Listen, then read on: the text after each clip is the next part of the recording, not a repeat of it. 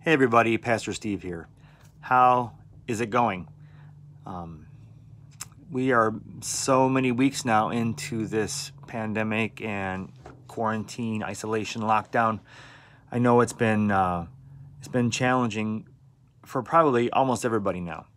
You know, at first it was like vacation for some people, and other people were, really suffering. But I think more and more people are beginning to feel the weight of this, and so it can get tough sometimes. I know for myself, last few weeks have had some really challenging moments where I felt like I was out of resources and didn't know what to do. And it reminds me of a story I've told the church a couple times. When I was attending Moody, I would bike from my house in Humboldt Park to down to Moody. And I would take usually like Augusta.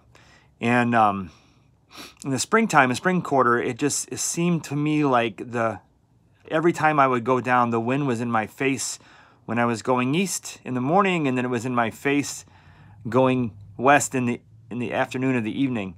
And one day I was biking home, and I got just past the park on Augusta, and I just stopped. I was exhausted. I'd been riding against the wind for like 4 miles, and I was giving it everything I had. And by this time I'm in my 40s, so I wasn't a kid anymore.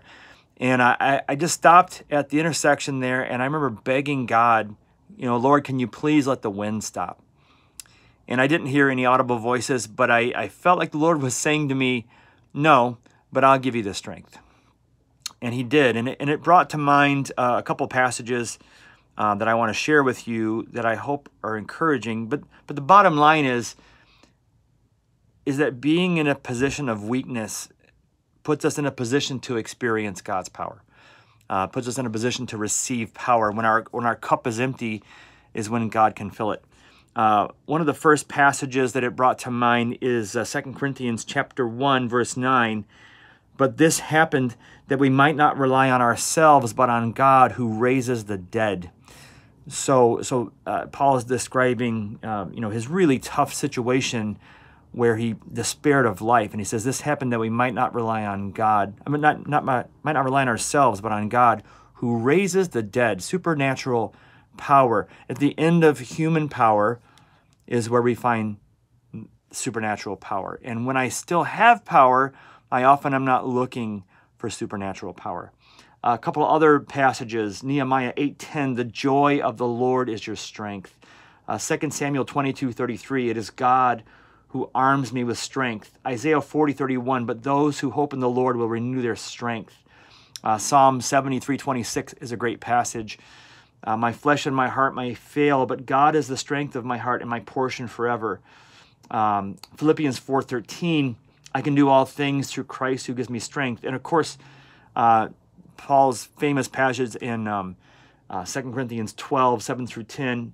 At one point he says, my grace is sufficient for you. God tells Paul, my grace is sufficient for you, for my power is made perfect in weakness. And so I just want to give you this brief word of encouragement. These things happen to believers that we might not rely on ourselves, but on God who raises the dead. The Lord wants to give you his power and his strength, and he wants us to lean on him and trust in him. And he may not take away the rough circumstances anytime soon, but there is strength to be found that can't be found elsewhere. And I want to encourage us all to trust in the Lord at the end of our resources so that we can enjoy his resources. I hope that encourages you. God bless you all. Have a great day.